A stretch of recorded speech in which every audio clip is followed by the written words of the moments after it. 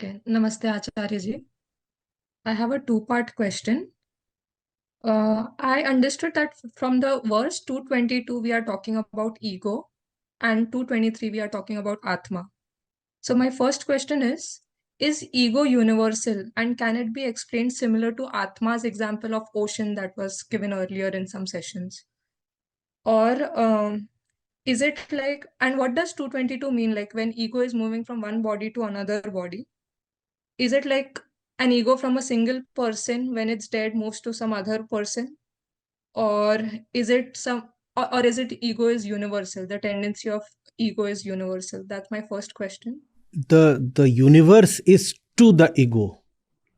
So what do you mean by the ego is universal? There is no universe but to the ego. The universe is the object to the eternal subject called the ego.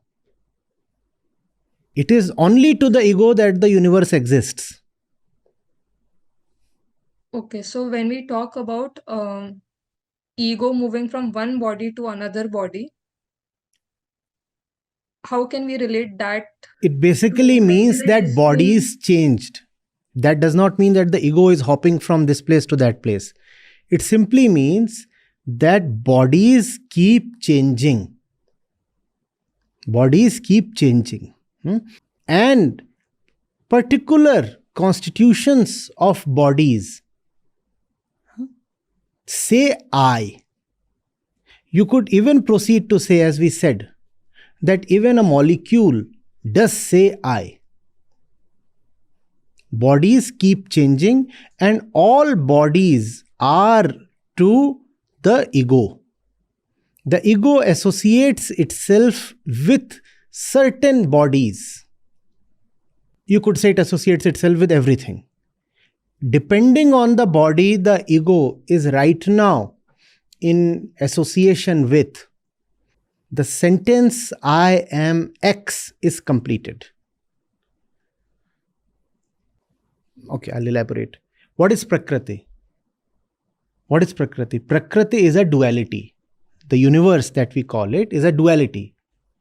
It's a duality. Okay? What does duality mean? On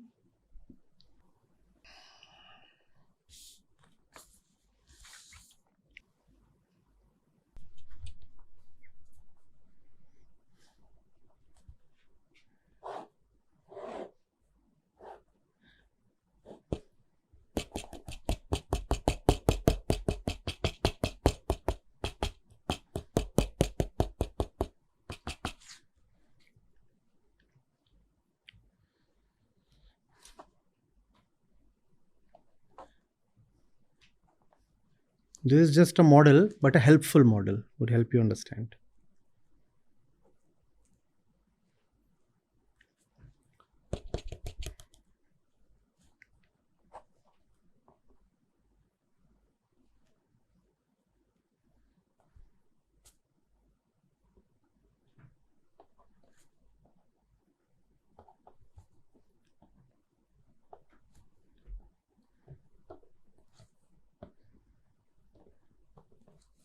See.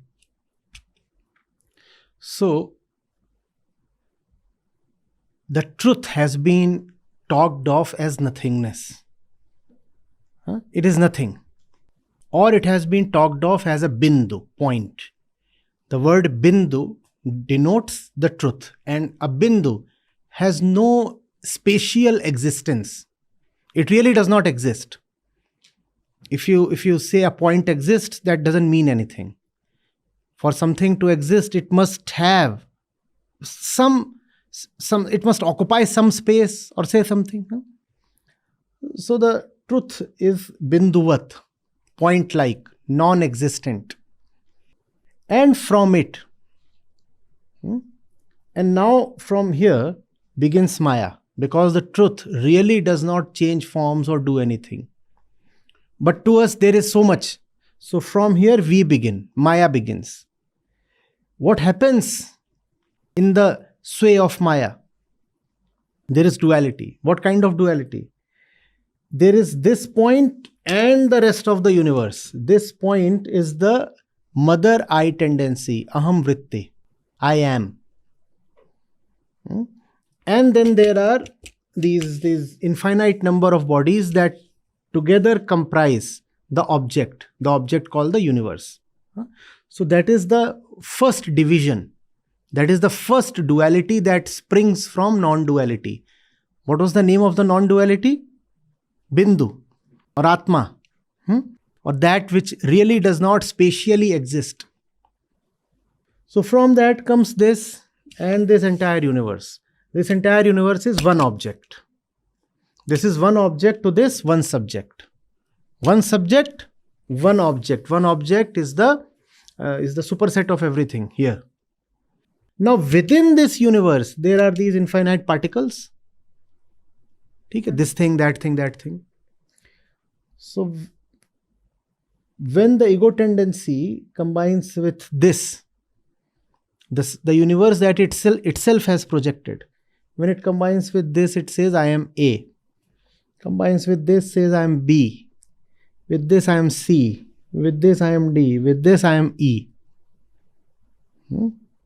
So this is what Sri Krishna means. This arises and this combines because this is eternally present. And here it's a stream in which objects are appearing and disappearing, rising and falling, forming and deforming. The moment something forms, this attaches to that and says, I am F. Even deformation is attached to. Don't we say, I am dead? Oh, I am dead. Look at the construction. I am dead. Even deformation is something that we attach to. Or I am absent. I am absent. Or I am gone. Coming is an object. Going is also an object. So this eternal I am. Now the stream is flowing here. Things are coming and going, rising and falling. And this is constantly there. I am. It is in the field of objects of I am that everything is rising and falling, rising and falling. Now something rises, it is present, already present to attach to it and say, I am H. Now that thing is gone, something else rises here. It is already present to say, I am T. This is the broad model. So ego is going to be present, come what may. The ego is the eternal presence. In the field of space and time, the ego is the eternal presence. The ego tendency, that is. The ego tendency. There will be no place, no time when the ego tendency itself is gone. It is possible that right now the object that it attaches itself to does not say I am somebody in the way we know it. But the tendency will always be there. To give you an example, there is nuclear annihilation, let's say, and everything is flattened. Everything is absolutely flattened, right? No species at all remain on this earth anymore. Nothing remains. There exists now nobody to say I am, or I am Mohan, I am Daniel, I am Radha. Nobody exists to say this way. Still, the ego tendency will remain. Everything is gone. Even the last bacteria and the last virus have disappeared under the nuclear influence. Everything is gone. Still, the ego tendency will remain. Think of the time when there were no organisms on this planet or anywhere in the universe. Where did they come from? The ego tendency was always there. The ego tendency was always there. It is there in the particle itself. It is there in the material itself. Everything in the universe carries the ego tendency. Okay. So, sir, for example, let's say take a stone. I am saying it is a stone. Stone doesn't know it is a stone. So, is it that with respect to me, there is an ego tendency for the stone. Like I am saying it is a stone. But for the stone, there is no ego tendency. You too were a stone. See how today you say, I am Varsha. Let's say your name is Varsha. Let's say. Were we not all stones once? How did we assume what we call as life? Where did this life come from? There is no God that injected life into the stone. The stone itself took on life. The stone had always had the ego tendency. Therefore, given the right time, the opportune circumstances, the stone became Varsha.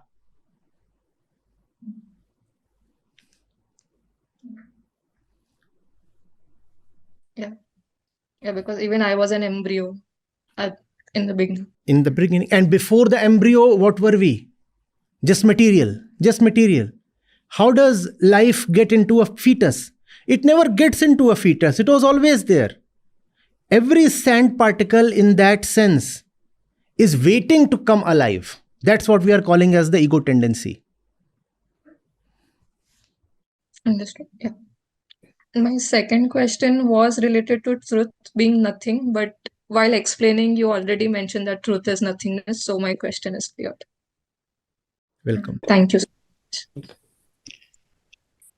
Acharya, my question is, what I understand life is, it is experiencing things around you, and then understanding the futility of it, and then moving towards liberation. As a part of moving towards liberation, from one of your analogy examples, what you provided, that a person can be somewhere on the XY coordinates, say 1000, 1000, X and Y. And when he starts his journey towards liberation, maybe he moves to somewhere like 950, 950 by from his readings. Maybe I take example of Yoga Sutras by Patanjali over here. If the seeker follows Yam Niyam and has progressed towards 950, 950, and if unfortunately the seeker's journey ends in death, is his journey towards liberation incomplete, or is there something like 00 that the seeker journey is only complete when he goes to 00, the origin? It's not about x and y. It's about dx by dt and dy by dt. You're talking of coordinates. It's not about the coordinates. It's about the velocity, the direction and the speed. You have to keep moving. You have to keep moving. You might never actually reach 00. Love is about movement in the face of adversity.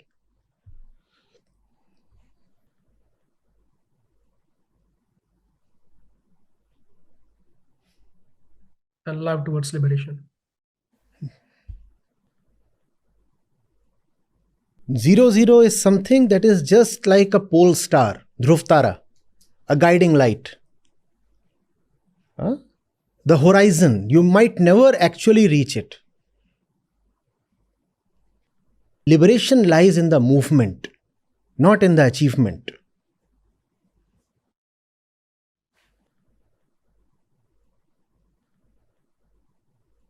Thousand, 950, they all mean nothing. It has to be a blind, heartful tumble. One is tumbling towards his dissolution in a blind way, in a way that intellect can never comprehend.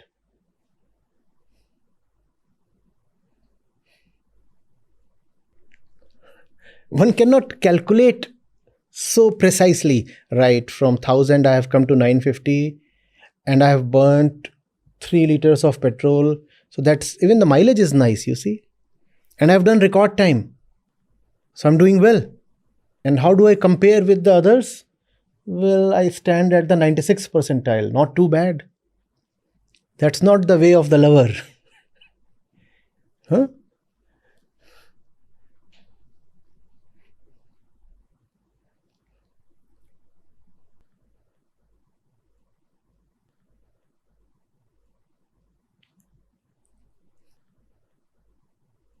singing and music and melody.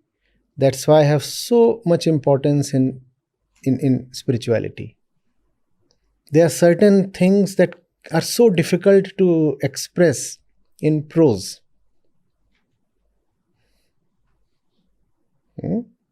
That madness. It's not mathematical.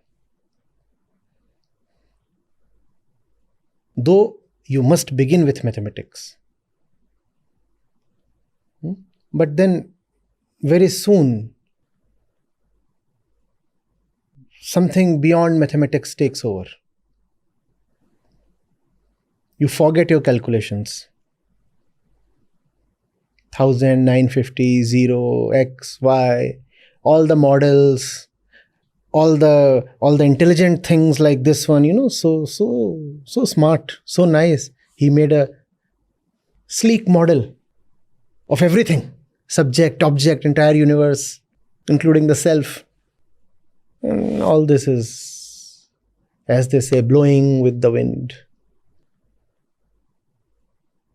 Blowing in the wind.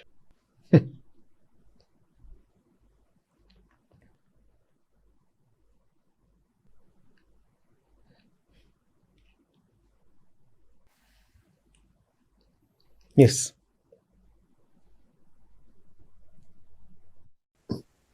Thanks, Acharya. Thank you.